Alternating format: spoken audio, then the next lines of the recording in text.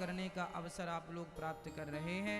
यह बता रहा है कि आपने बहुत पुण्य किया है, इसलिए आज बिहारी जी ने अपने पास आपको बुलाया है कि आओ और हमारा दर्शन करो। बिना उनकी मर्जी, बिना उनकी कृपा के तो देखो यहाँ संभव नहीं है। आप घर बैठ के कितना भी विचार बना लें कि वृंदावन जाना है, रिजर्वेशन भी हो जाए, कितना भी कोशिश कर लें, लेकिन जब तक बुलावा ठाकुर जी यहाँ से नहीं भेजेंगे तब तक आना संभव नहीं है। वृंदावन की कहते हैं बिहारी जी की महफिल को बिहारी जी सजाते हैं, बिहारी जी की महफिल को बिहारी जी सजाते हैं, और वृंदावन वही आते हैं जिन्हें बिहारी जी बुलाते हैं। जिन्हें बुलावा जाएगा वो आएंगे, नहीं जाएगा तो टिकट भी कैंसिल हो जाती है। ट्रेन में बैठा हुआ व्यक्ति उतर जाता है जब कृपा ना हो तो, और कृपा हो तो अकस्मात आ जाना हो जाता है, अचानक आना हो जाता है। तो ये बिहारी जी की कृपा के बिना यहाँ भूमि पर कदम रख पाना असंभव है मेरी माँ। और आप सभी बड़भागी हैं कि भागवत जी देखो वृंदावन आ जाना फिर भी ठीक है, पर वृंदावन में बैठ करके भगवान की कथा सुन लेना ये तो अति बड़े भाग्य पाए ही सत्संगा, बिन ही प्रयास होए भवभंगा।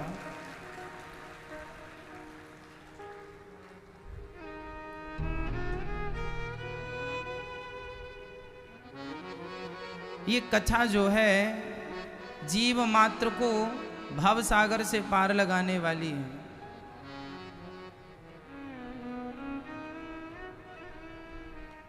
एक बार एक बस जा रही थी, सभी यात्रीगण उसमें पैसे दे करके बैठे थे, टिकट कटवा करके। सबने खर्चा किया, सबने सीट पाई, कुछ यात्रीगण खड़े थे। एक गांव से वो बस निकली और वहां रुकी तो वहां एक सरल व्यक्ति, सहज व्यक्ति,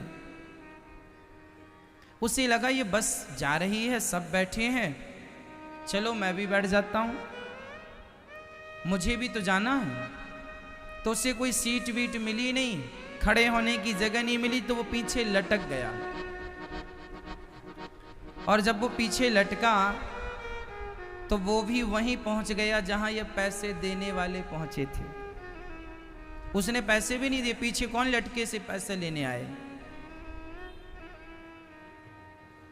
कंडक्टर वहां तो जाए नहीं टिकट काटने, तो जो व्यक्ति पैसे देकर वहां पहुंचे थे वो फ्री में लटक कर वहीं पहुंच गया कि नहीं।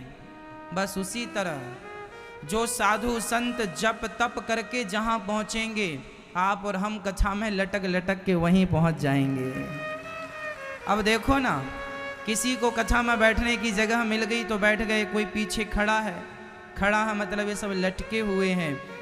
कोई बात नहीं, सब भगवान के द्वार पहुंच ही जाएंगे। कैसी भी जगह जहां मिल जाए बैठ जाओ, बस हम सबको पहुंचना वहीं है जहां बड़े बड़े साधु संत ऋषि मुनि जप तप करने वाले लोग पहुंचते हैं। हमें वहां कौन पहुंचाएगा। भागवत जी में लिखा है मेरी माँ कि जो व्यक्ति केवल भगवान की कथा सुनने का संकल्प ले लेता है, हम रोज कथा सुनेंगे, रोज ना सही तो हर दूसरे दिन ना सही तो 4 दिन में एक बार, 4 दिन में एक बार ना सही तो हफ्ते में एक बार, हफ्ते में एक बार ना सही तो 15 दिन में एक बार, जो कथा श्रवण करता है अर्थात जो कथा से जुड़ा है, निश्चित भगवान की कृपा उस पर होगी। गोस्वामी तुलसीदास जी कहते हैं कि ज़्यादा ना सही थोड़ी सही, एक घड़ी आधे की पुनियाद, तुलसी चर्चा राम की हरहि कोटि अपराध। ज़्यादा ना सही माँ, समय नहीं मिलता ना आप लोगों को, तो थोड़ी ही सही पर कथा रोज सुना करो, रोज सुना करो। जैसे हम पानी के बिना नहीं रह सकते, हम भोजन के बिना नहीं रह सकते, जैसे भोजन हमारी आदत है, जैसे पानी हमारी आदत है, उसी प्रकार कथा हमारी आदत हो जाए। जिस दिन ये कथा आदत बनेगी उस दिन हमारा कल्याण होगा। यही ईश्वर से अटैचमेंट है, लगाव है, जुड़ाव है, यही ईश्वर के प्रति भक्त का समर्पण। प्रभु देखो मैं तो निहत्था हूँ, ना यज्ञ करना जानता हूँ, ना जप करना जानता हूँ, ना तपस्या करनी आती है, ना त्याग करना जानता हूँ, ना भक्ति करना जानता हूँ। मैं तो एक नंबर का कामी हूँ, क्रोधी हूँ, लोभी हूँ, अहंकारी हूँ। मुझ में 1 करोड़ बुराइयाँ भरी हैं, लेकिन फिर भी प्रभु मैं इतना बुरा होकर भी आपकी कथा रोज सुनता हूँ। भगवान सारे अवगुण भूल कर एक गुण याद रखेंगे कि मेरा भक्त मेरी कथा रोज सुनता है। मैं लाख अवगुणी हूँ, मैं लाख बुरा हूँ, पर एक अच्छाई आप लोगों की, आप लाख बुरे हो सकते हैं मेरी माँ, लेकिन आपकी सबसे बड़ी अच्छाई ये है कि आप कथा सुनते हैं, रोज कथा सुनते हैं। आप कितने भी बुरे हों पर आप कथा सुनते हैं, इसलिए भगवान आपकी बुराइयां ना देखकर ये गुण देखेंगे कि आप कथा प्रेमी हैं। और जो कथा सुनते हैं निश्चित मानिए कि वो बिना साधन के भवसागर से पार हो जाते हैं। बिना साधन, हमसे फिर कुछ ना आवे, कुछ ना आवे हमसे, हम पार हो जाएंगे। इसलिए कथा रोज सुनो, कथा मात्रई का जीवनम। जिस दिन हम कथा नहीं सुनाते उस दिन हमें लगता है कि आज हमने क्या खो दिया, आज का दिन कटता ही नहीं। जिस दिन दास अनिरुद्ध आपको कथा ना सुनाए उस दिन का दिन कटता ही नहीं है, और जिस दिन हम अध्ययन ना करें, पढ़ें ना, वो दिन कटता ही नहीं है। हम आपको कथा सुनाते हैं, उसके पहले हम पढ़ते हैं, शास्त्रों को पढ़ते हैं, वेदों को पढ़ते हैं, पुराणों को पढ़ते हैं, विद्वान महापुरुषों की वाणियों को पढ़ते हैं, और पढ़ के उन सब का सार आपको पहुंचाते हैं, सुनाते हैं। जिस दिन कथा ना सुनाए अधूरा होता है। आपके जीवन में भी यही नशा होना चाहिए, जिस दिन हम कथा ना सुने वह दिन अधूरा होना चाहिए। कथा ही दिन को पूरा करने वाली हो, बिना कथा के जीवन व्यर्थ है। कथा हमें भगवान से जोड़ने का इस कलयुग में एकमात्र साधन है। इसलिए इस कथा में आप सभी श्रवण करते हुए अपने जीवन को कृतार्थ कर रहे हैं। सभी भक्त जो साधना टीवी यूट्यूब के माध्यम से कथा सुन रहे हैं, सभी भक्तों को जय श्री मन्नारायण, जय श्री कृष्णा, जय श्री राधे। आप सभी माताओं को, बहनों को, भाइयों को, भक्तजनों को, सबको जय श्री मन्नारायण, जय श्री कृष्णा, जय श्री राधे। बोलो श्रीमन्नारायण चरणौ शरणम प्रपद्ये, श्रीमते नारायणाय नमः। हे लक्ष्मी सहित नारायण, मैं आपके चरणों की शरण ग्रहण करता हूँ, ग्रहण करती हूँ। मेरे अपराधों को क्षमा करके मुझे अपनी भक्ति प्रदान कीजिए। हे नाथ, मैं आपकी शरण में हूँ, मैं आपकी शरण में हूँ। हे नाथ, मैं आपको कभी भूलूं नहीं। इस कथा के परीक्षित बन के मैया किरण गुप्ता जी, बेटा अंकित गुप्ता जी, पुत्र वधू आकांक्षा गुप्ता जी, माँ ओमवती गुप्ता जी, भाई अतुल कुमार गुप्ता जी, भाभी प्रियंका गुप्ता जी, शाहजहांपुर यूपी से आप कथा का रसपान करने के लिए मैया जी यहाँ आई हैं और कथा आप श्रवण कर रही हैं, और आपके द्वारा समस्त देशवासी लाखों लोग कथा का रसपान करते हुए जीवन को कृतार्थ कर रहे हैं। कल की कथा में हम लोगों ने कितनी बढ़िया बात सुनी कि जब भगवान के भक्तों पर, अच्छा मैया एक बात आपको याद रखनी है, ये बात आपको कभी नहीं भूलनी कि जब भी आप पर कोई संकट आए तो बिना देर लगाए किसके पास जाना चाहिए? केवल भगवान के पास, किसी के पास नहीं। यदि आपका विश्वास किसी और से होगा तो देखो फिर भगवान सुनते नहीं हैं। भगवान कहते हैं अच्छा उनसे करा लो अपना काम,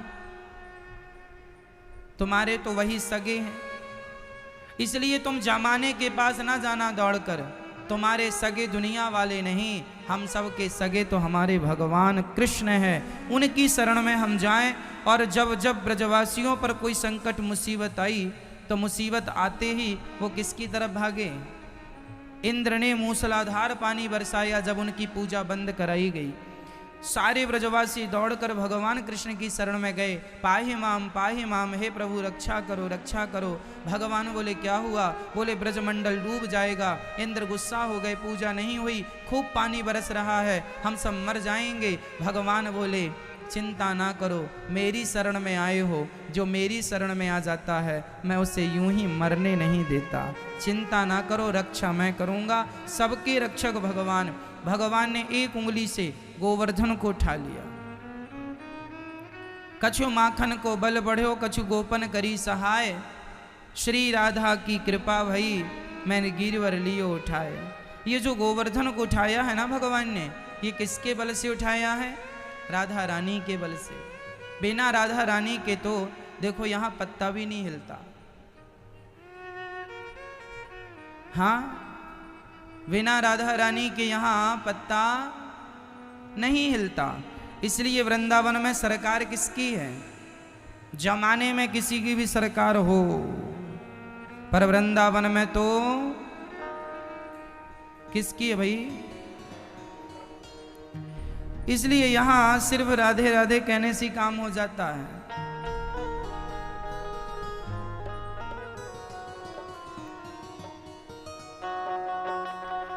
राधा रानी ही हम सबकी अधिष्ठात्री हैं। श्याम सुंदर, आपको पता है श्याम सुंदर राधा रानी के चरण दबाते हैं।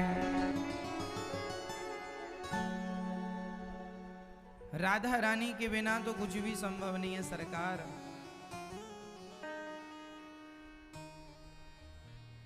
जो राधा नाम न हो तो रसराज विचारो रोतो, ना हो तो कृष्ण अवतार रटे जा राधे राधे। ना हो तो कृष्ण अवतार रटे जा राधे राधे। राधा सब वेदन कुसार रटे जा राधे राधे। रटे जा राधे राधे, कहे जा राधे राधे। रटे जा राधे राधे, कहे जा राधे राधे। राधा अलबेली सरकार रटे जा राधे राधे। जो राधा नाम न हो तो रसराज विचारो रो तो। जो राधा नाम न हो तो रसराज विचारो रो तो। ना हो तो कृष्ण अवतार जपे जा राधे राधे। तो वृंदावन में सरकार किसकी है? राधा रानी की। इसलिए यहाँ पर तो रिक्शा वाला भी साइड मांगता है ना, तो हट जाओ नहीं कहता, चलो साइड हट जाओ, ऐसा नहीं। राधे राधे राधे राधे। हमारे गुरुजी कहते हैं कि वृंदावन का रिक्शा वाला भी ऐसा है कि वो अपने रिक्शे में बिठाकर आपको बिहारी जी तक छोड़ देता है। यहाँ का तो रिक्शा वाला भी भगवान से मिलाने वाला है।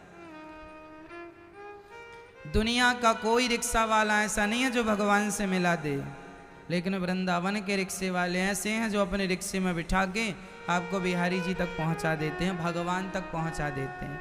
मतलब देखो, आपके गांव में, आपके नगर में, आपके शहर में भगवान की भक्ति का इतना प्रभाव नहीं है जितना प्रभाव यहाँ। इसलिए वृंदावन के बारे में लिखा है, ब्रज के जो भक्त हैं, संत हैं, वो कहते हैं कि हे बिहारी जी, हमें नाली का पानी पीना पड़े तो हम पी लेंगे। हमें जूठन, डस्टबिन में जो लोग खा के अपना जूठन डाल देते हैं, हमें लोगों का जूठन खाना पड़े और नाली का पानी पीना पड़े तो हम सब तैयार हैं। पर बिहारी जी से प्रार्थना करते हैं, प्रभु हमें वृंदावन से दूर ना करना, अपने चरणों से दूर ना करना। ऐसा समर्पण ब्रज के प्रति है, ऐसा समर्पण भगवान के प्रति है। और भक्तों, आप भी इस बात का अनुभव कर रहे होंगे कि आपका नगर शहर कितना भी अच्छा हो, लेकिन वहां आपको राधे राधे यूं ही जल्दी सुनाई नहीं पड़ता।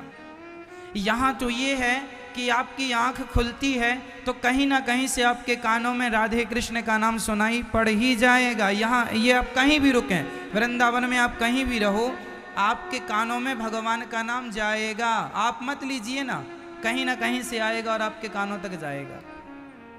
ऐसी महिमा यहाँ की है, ऐसा है। इसलिए वृंदावन में जो लोग रह रहे हैं इन लोगों को भी प्रणाम करना चाहिए, ब्रजवासियों को भी प्रणाम करना चाहिए, ब्रज रज को भी प्रणाम करना चाहिए, यहाँ के वृक्षों को भी प्रणाम करना चाहिए, यहाँ के बंदरों को भी प्रणाम करना चाहिए, यहाँ की गौ माता को भी प्रणाम करना चाहिए, यहाँ के कुत्ते को भी प्रणाम करना चाहिए। भले वो कुत्ते की योनि में है लेकिन है तो वृंदावन का ही, वास तो वृंदावन का है। ये वो भूमि है जो पापी से पापी को पावन करने वाली है। इसलिए इस महिमा को, इस रज के बारे में, यहाँ की धूल, यहाँ की मिट्टी के बारे में हम भला आपको क्या बता सकते हैं। पूरी भागवत ब्रज महिमा से भरी पड़ी है। उद्धव जैसे ज्ञानी कहते हैं हमें ब्रज की लता पता बना दो, हमें ब्रज की लता पता बना दो, पर हमें अपने से दूर ना करो। ये धाम बड़ा अद्भुत धाम है भक्तों, बहुत शांति, बहुत सुख, बहुत आनंद। जो यहाँ रह रहे हैं, जो यहाँ आए हैं, 1 मिनट आपकी सारी जिंदगी में आपने 1 मिनट 60 सेकंड भी यदि वृंदावन में गुजारे हैं तो आपने बहुत पुण्य किए हैं। इसलिए 60 सेकंड के लिए ईश्वर ने आपको बिठाया। बहुत पुण्य से ये धाम मिलता है। एक बार भगवान ने प्रयागराज को तीर्थों का राजा बना दिया। जब प्रयागराज में कुंभ लगा तो सारे तीर्थ गए अपने राजा को प्रणाम करने, पर वृंदावन नहीं आए। वृंदावन नहीं आए और अयोध्या नहीं गए। ना तो अयोध्या प्रयागराज गए, ना तो वृंदावन प्रयागराज गए। तो प्रयागराज ने भगवान से शिकायत कर दी, प्रभु आपने हमें तीर्थों का राजा बनाया है, सब तो आए हैं हमें सम्मान करने, पर अयोध्या नहीं आया और वृंदावन नहीं आया। तब भगवान ने कहा, पागल प्रयाग, मैंने तुम्हें तीर्थों का राजा बनाया है, अपने घर का राजा नहीं बनाया। ये तो मेरा घर है, अयोध्या राम जी का घर है और वृंदावन मेरे कृष्ण कन्हैया का घर है। ना तो अयोध्या गए, ना तो वृंदावन गए। ये घर है भगवान का। इसलिए आप देखते होंगे दुनिया के हर मंदिर में घंटा होता है, लेकिन बिहारी जी के मंदिर में कोई घंटा नहीं है। वृंदावन में कहीं भी मंदिरों में घंटा नहीं है, ना की बराबर। बहुत कम मंदिरों में आपको घंटा मिलेगा। बिहारी जी के मंदिर में कोई घंटा मिला आपको? टन टन टन टन नहीं मिला, नहीं मिलेगा। यहाँ गौरी गोपाल मंदिर में भी आपको घंटा नहीं मिलेगा बजाने वाला, टन टन टन। जहां भी जाते हैं हर मंदिर में टंगा होता है बड़ा सा घंटा।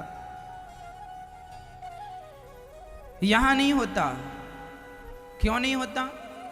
क्योंकि यहां वृंदावन में जिन भगवान की पूजा होती है, आप राधा रमण जी चले जाइए, वहां भी घंटा नहीं है।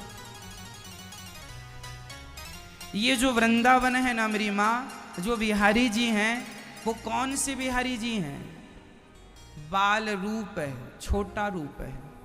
मैया यशोदा के लाडले बिहारी हैं,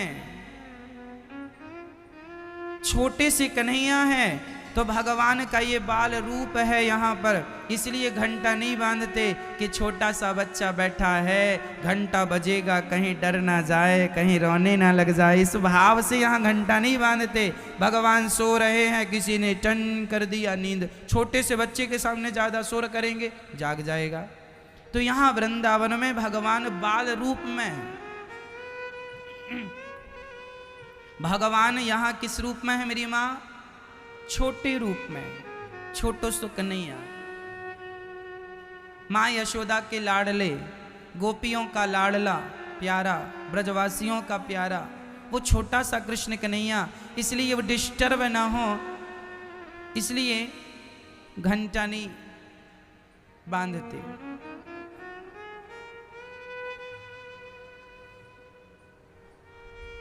भगवान की अद्भुत महिमा है। बिहारी जी की तो बड़ी अनूठी अद्भुत महिमा है। बिहारी जी की अपनी खुद की रसोई है। बिहारी जी बाहर का भोजन नहीं करते, जो खाना होता वहीं बनवाते हैं और बढ़िया समोसा वमोसा सब खाते हैं बिहारी जी।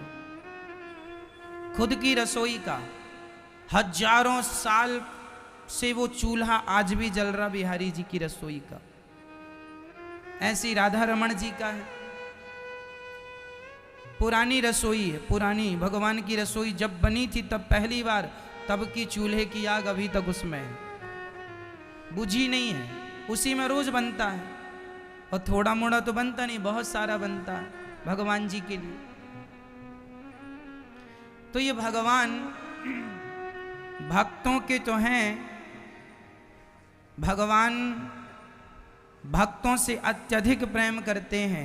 इसलिए भगवान ने जब गोवर्धन, जब ब्रजवासी आए कि प्रभु इंद्र मूसलाधार पानी बरसा रहा है, भगवान बोले चिंता ना करो, आओ तुम मेरी शरण में आए हो, मैं तुम्हारा ये यथा माम प्रपद्यन्ते तांस तथैव भजाम्य हम। भगवान का वचन है, गीता में वादा करते हैं, भगवान प्रॉमिस करते हैं कि जो मेरी शरण में आ जाता है वो कितना भी पापी क्यों ना हो, मेरी शरण में आया है तो उसकी रक्षा मैं करूंगा।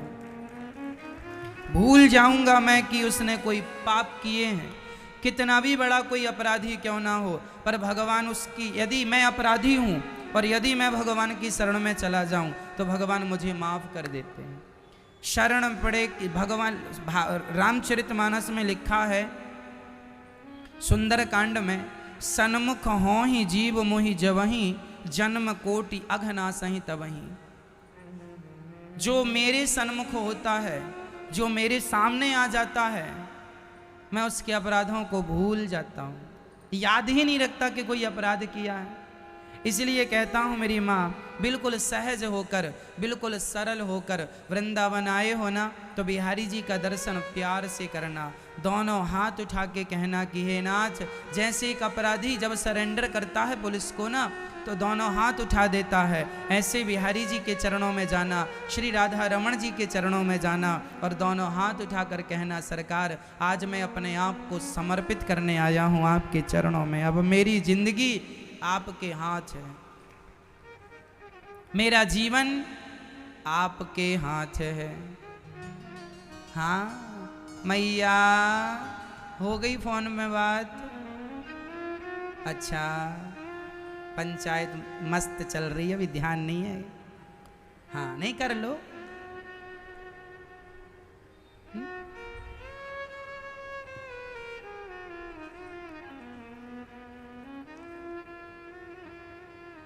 लोगों की पंचायत ही पूरी नहीं हो रही है।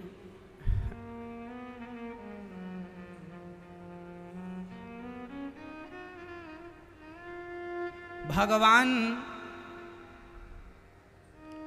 गोवर्धन उठाकर भक्तों की रक्षा करते हैं और हम भारतवासियों को भी ना, भगवान गौ का वर्धन ही गोवर्धन है, भगवान गौ माता का वर्धन करते हैं। इसलिए हम भारतवासियों को, हम सनातन धर्मियों को गौ माता की सेवा करनी चाहिए। मैया जी, आज गौ माता की बड़ी दुर्दशा हो रही है। आप देख रहे हैं बड़े बड़े हाईवे बन गए हैं, ट्रक वाले ट्रक चलाते हैं, गौ माता बैठी होती है। आज लोगों ने जो गौचारण भूमि थी ना, लोगों ने उसमें कब्जा कर लिया।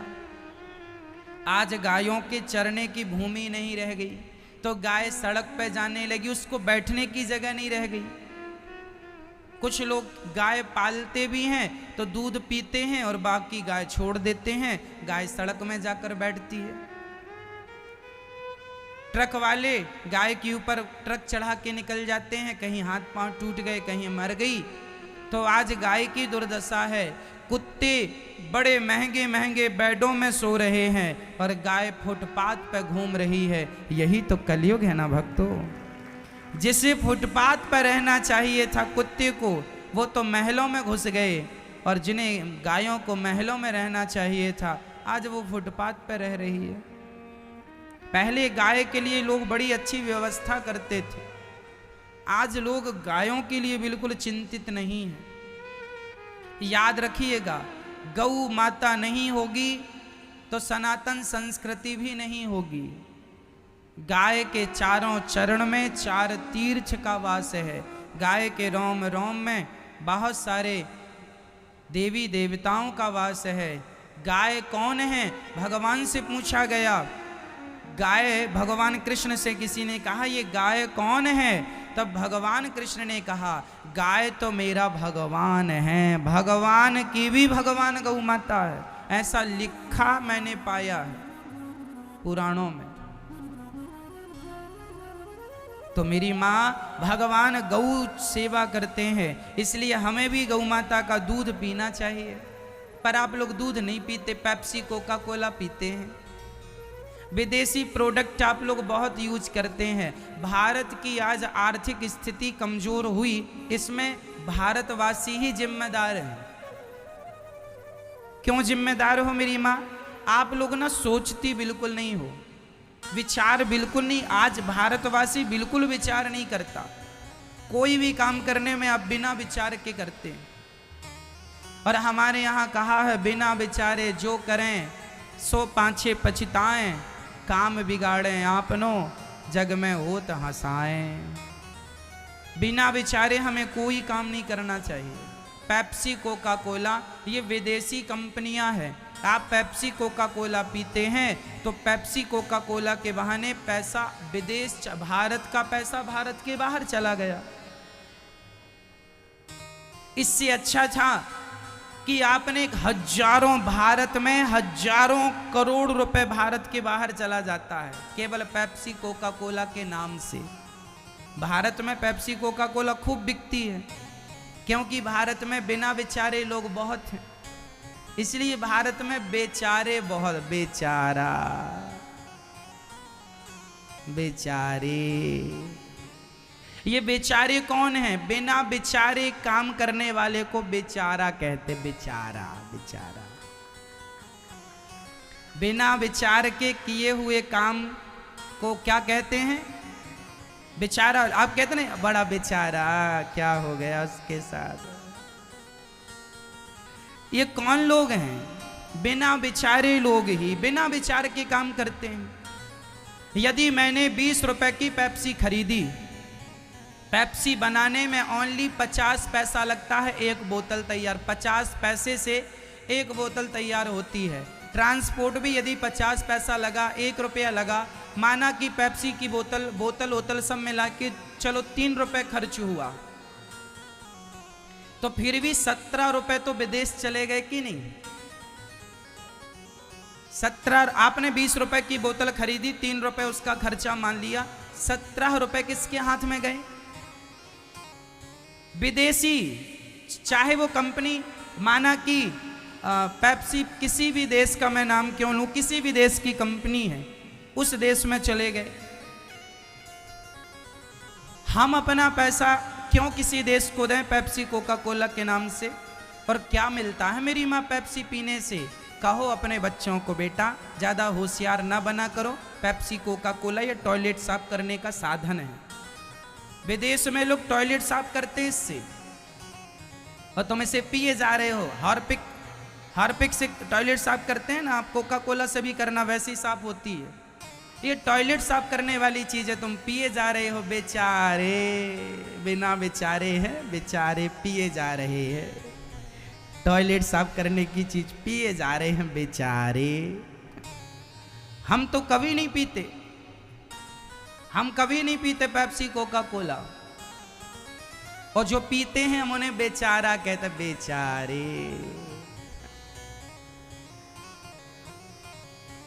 हमें क्या पीना चाहिए? हम भारतवासी हैं, हमें दूध पीना चाहिए, छाछ पीना चाहिए।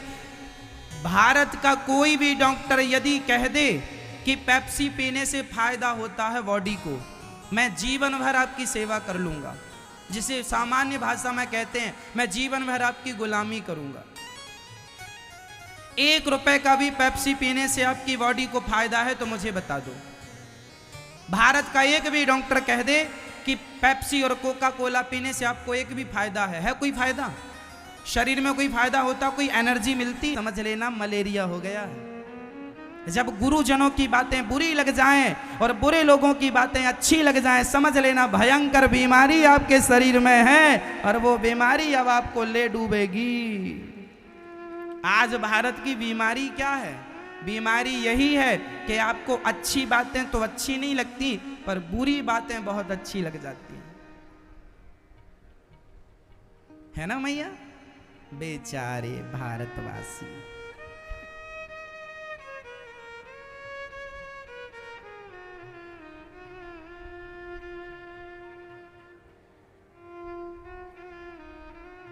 इसलिए हम कहते हैं मेरी माँ, हमारी संस्कृति देखो जरा, हमारे वेद क्या सिखाते हैं। मैं आपको 3.5 घंटे रोज कथा सुनाता हूँ और इन 3.5 घंटों में मैं वर्षों से आपको कथा सुना रहा हूँ।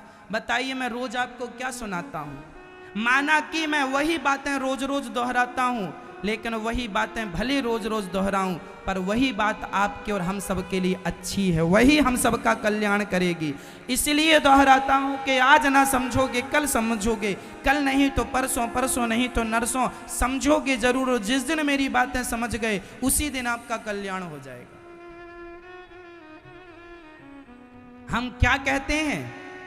हमारे वेद, हमारे पुराण, हमारे गुरुजन हम यही तो कहते हैं कि अपनी माँ के पांव दबाया करो।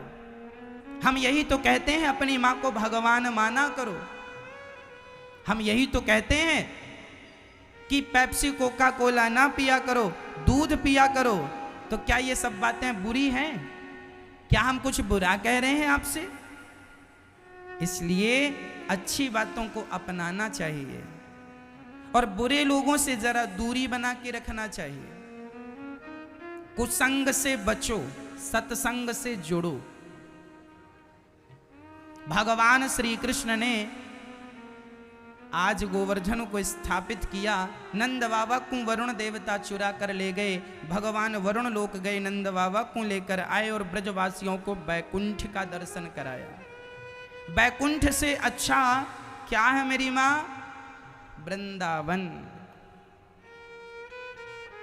क्या है ये? वृंदावन। तेरी बिगड़ी बना देगी,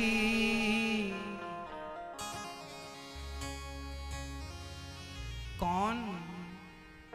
तेरी बिगड़ी बना देगी चरण रज राधा रानी की।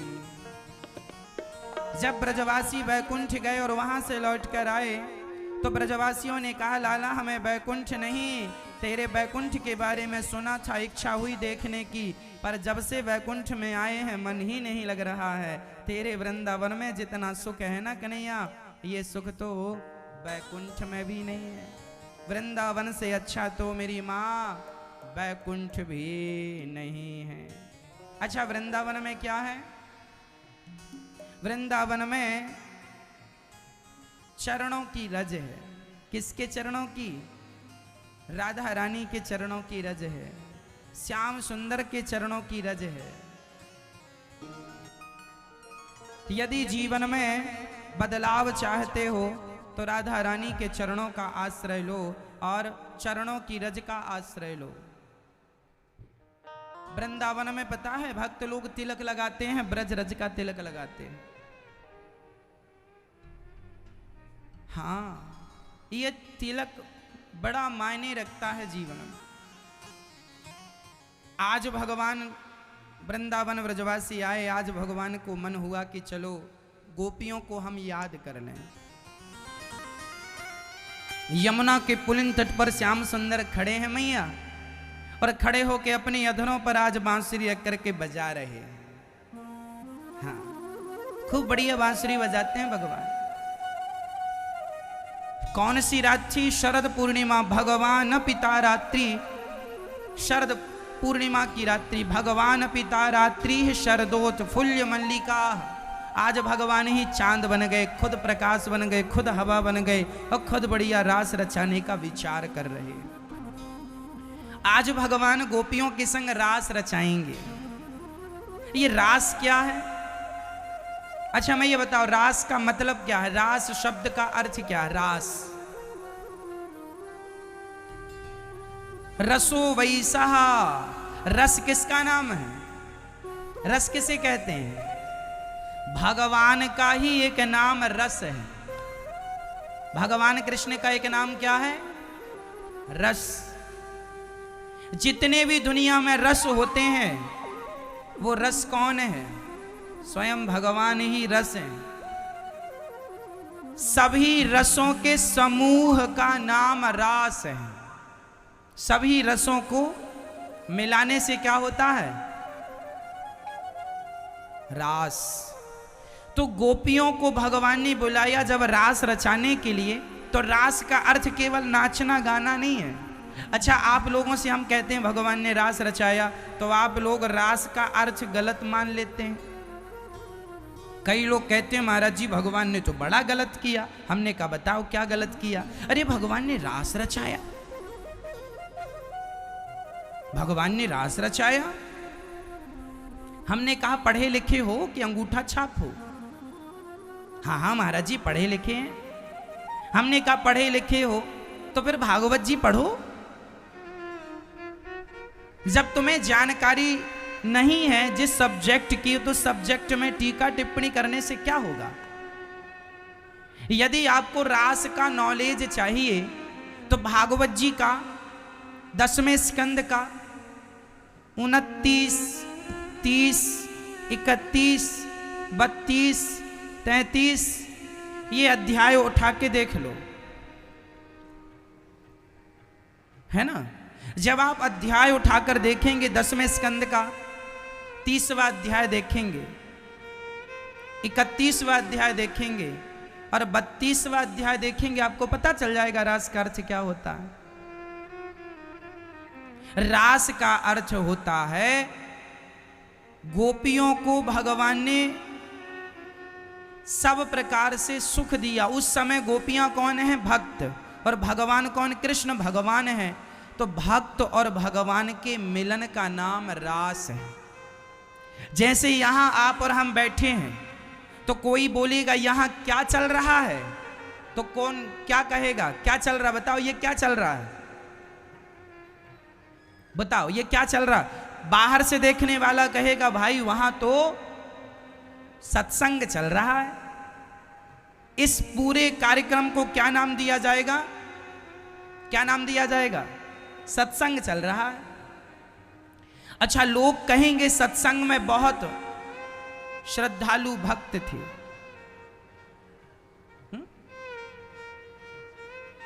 श्रद्धालु भक्त थे, सत्संग में बहुत भक्त थे। तो भक्त शब्द का अर्थ क्या हुआ?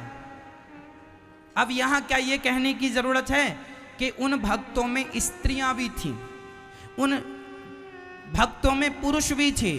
अरे भाई भक्त कह दिया तो भक्त स्त्री पुरुष दोनों को ही संबोधन हो गया, हाँ या ना? कहो जी कि अलग अलग कहना पड़ेगा?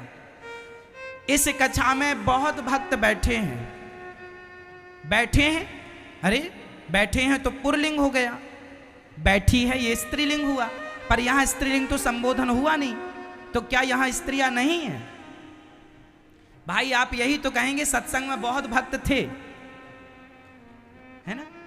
थे भी पुरलिंग है, थी स्त्रीलिंग है, तो यहां स्त्रीलिंग का प्रयोग नहीं किया जा रहा ना। लेकिन नहीं किया जा रहा इसका अर्थ ये नहीं कि स्त्रियां नहीं हैं। जैसे इस सत्संग को यहां स्त्रियां भी हैं, पुरुष भी हैं और बच्चे भी हैं, पर इसका नाम दिया जाएगा सत्संग हो रहा था और बहुत श्रद्धालु भक्त थे। उसी प्रकार रास हो रहा था, उस रास में बहुत सारी गोपियां थीं। गोपियां थीं तो गोपियां मीन्स केवल स्त्रियां नहीं, गोपी मीन्स यूनिफॉर्म, गोपियां मीन्स यूनिफॉर्म, अर्थात गोपियों के यूनिफॉर्म में वहां पुरुष भी थे और स्त्रियां भी थी। भगवान शंकर भी उस रास में थे जिस रास को भगवान कृष्ण ने रचाया। यदि नहीं थे तो फिर आज भी वृंदावन में गोपेश्वर महादेव तब का ही तो प्रतीक है। आज भी वृंदावन में भगवान शिव का मंदिर, आप गए कभी? रंगनाथ भगवान के मंदिर के पास ही आपको गोपेश्वर महादेव भगवान शंकर जी का मंदिर है, जहां उनका गोपी रूप में श्रृंगार आज भी होता है। भगवान का किस रूप में श्रृंगार होता है? ये शंकर जी गोपी काहे बने? पहन के चूड़ा, पहन के जूड़ा, लगा के बिंदिया, पहन के साड़ी, चाल चले मतवाली। ये कौन है? शंकर जी मांग भर के चूड़ी पहन के, बिंदिया लगा के, झुमके पहन के इस रास में आए हैं। यहां पुरुष भी थे लेकिन वह सब गोपी के रूप में थे। किस रूप में थे? आज तुम्हें अपना पैंट शर्ट उतारना पड़ेगा और जरा साड़ी पहननी पड़ेगी। यदि इस रास में आना चाहते हो तो साड़ी पहन के आना। तो भगवान ने रास रचाए किनके संग? किनके संग रास रचाए?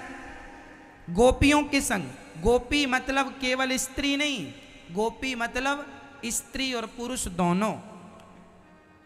रास रचाना अर्थात भक्त को आह्लादित, आनंदित करना है ना, आनंदित करना, भक्त की इच्छाओं का ख्याल रखना और भक्त की इच्छाओं की पूर्ति करना, यही रास है। रास में कितना आनंद था। हमने कहा भाई देखो, एक भक्त था, उस भक्त की इच्छा हुई कि वो अपने भगवान को गले से लगाए। अच्छा देखो, भक्त भी अनेक प्रकार के होते हैं मैया। एक भक्त होता है भगवान से पैसा मांगता है, एक भक्त होता है भगवान से मुक्ति मांगता है, एक भक्त होता है भगवान से वैकुंठ स्वर्ग इत्यादि मांगता है, पर एक भक्त होता है जो कहता है हमें आपके गले लगना है, हमें गले लगाओ। यदि भक्त जिद करने लग जाए कि भगवान हमें गले लगाओ, तो भगवान उसे लगाएंगे कि नहीं? बोलो। क्योंकि भगवान तो सबकी इच्छाएं पूरी करते हैं। अच्छा, अब कोई भक्त कहे कि भगवान हम आपके गालों का चुम्बन करना चाहते हैं, चूमना चाहते हैं। जैसे माँ अपने बेटे के गालों को चूम लेती है, माँ अपने बेटे को गले लगा लेती है, गालों का चुम्बन कर लेती है। अब कोई भक्त ये कहने लग जाए कि प्रभु आप इतने सुंदर हो, एक बार आपके गले लगाकर आपको एक गालों का एक चुम्बन करना है, तो भगवान का भक्त कहे कि हमें आपके गालों का चुम्बन करना, केवट कहता पांव धोना है, धुलाओ। राम जी कहते नहीं धुलाएंगे, नहीं नहीं धुलाओ। केवट ने जिद की कि पांव धुलाओ, तो भगवान को धुलाना पड़ा कि नहीं? हाँ या ना? यदि भक्त कहता है कि पांव धुलाओ, तो भगवान पांव धुलाते हैं। और कोई भक्त कहे कि हमें आपके गले लग के आपके गालों का चुम्बन करना है, तो भक्त उसे गालों का चुम्बन करने का अधिकार देंगे कि नहीं? ये जो तमाम भक्त हैं जो नाना प्रकार की इच्छाएं करते हैं, यही सारे भक्त भगवान कहते हैं तुम अगले जन्म में गोपी बन के आना और तुम सबन की इच्छा एक बार में हम पूरी कर देंगे। जिस जिसकी जो जो कामना इच्छाएं थी, उसकी इच्छाएं भगवान ने द्वापर युग में कृष्ण अवतार में रास रचाने के बहाने सबकी इच्छाएं पूरी कर दी। जीवन भर में जितना भी भक्त, जैसे सतयुग के कुछ भक्त थे, मैया ध्यान से सुनना, सतयुग के कोई भक्त थे, वो कह रहे गले लगना है, भगवान ने कहा द्वापर में आएंगे, तुम जरा इंतजार करो। फिर त्रेता के भक्त बोले जरा गाल का चुम्बन करना, भगवान बोले आएंगे अगली बार। ये देखो सब इकट्ठे होते जा रहे हैं भक्त, है ना। और फिर जब द्वापर में भी अंत में आए, तो द्वापर के फर्स्ट के भी कुछ भक्त रहे होंगे। वो सारे भक्तों को मिलाकर भगवान ने कहा तुमने इतनी भक्ति की है मेरी कि तुमने उम्मीद की है, तुमने इच्छा की है कि गले लगना है, आलिंगन करना है, हृदय से लगना है, तो जाओ। अच्छा, कोई भक्त कहे कि भगवान आप मेरे गालों का चुम्बन करो, तो भगवान बोले ठीक है, तुम सबकी इच्छाएं पूरी करूंगा, इसलिए मैं अगले जन्म में कृष्ण बनकर आऊंगा और तुम सब मेरे भक्त गोपी बन के आना, तुम सबकी इच्छाएं पूरी करूंगा। उन सभी भक्तों की इच्छाओं की पूर्ति के लिए भगवान ने रास रचाया है। ये जीवात्मा और परमात्मा का मिलन है, इसमें कोई विषय वासना की बातें नहीं है। जिस समय भगवान ने रास रचाया उस समय भगवान की उम्र कितनी थी? बोलो। 7 साल लिखा है भागवत जी में। जिस भागवत में ये प्रसंग लिखा कि भगवान ने रास रचाया, उसी भागवत में ये भी लिखा उस समय भगवान 7 साल के थे। भागवत जी लिखने वाले व्यास जी को पता था ना कि कलयुग में कुछ मूर्ख लोग भी होंगे जो प्रश्न खड़ा करेंगे, इसलिए सब लिखते चलो ताकि इनको ये भी दिख जाए कि भगवान ने रास रचाया। तो उनकी उम्र कितनी थी? कितनी उम्र थी? ओनली 7 साल। अब बताओ, मैं सामान्य भाषा में बात करूं तो क्या 7 साल का कोई बच्चा, क्या उसके अंदर कोई विषय वासना होती है? आप खड़ा कर दीजिए किसी 7 साल के बच्चे को, उसके अंदर कोई विषय वासना नहीं। आज कलयुग का बच्चा, यदि आज कलयुग का बच्चा 7 साल का यदि वो विषय वासना से फ्री है, तो फिर त्रेता युग में भगवान की उस समय, द्वापर युग में भगवान की उस समय 7 वर्ष की आयु थी जब उन्होंने रास रचाए।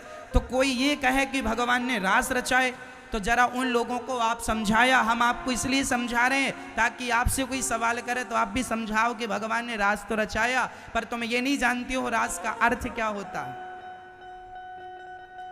रास मतलब होता है जीवात्मा और परमात्मा का मिलन, भक्त और भगवान का मिलन, ये रास है। वहां भगवान सबसे मिले, सारी गोपियों को बुलाया। अच्छा, जो गोपियां उस रास में आई वो कैसी थी, अब जरा मैं उनका परिचय कराता हूं, जरा उनको समझिएगा। जब भगवान ने अधरों पर बांसुरी रखी और बांसुरी रख करके भगवान ने गोपियों का आवाहन किया, निशम्य गीतम तदनंग वर्धनम ब्रजश्रियः कृष्ण गृहीत मानसा। हे सखी आओ, हे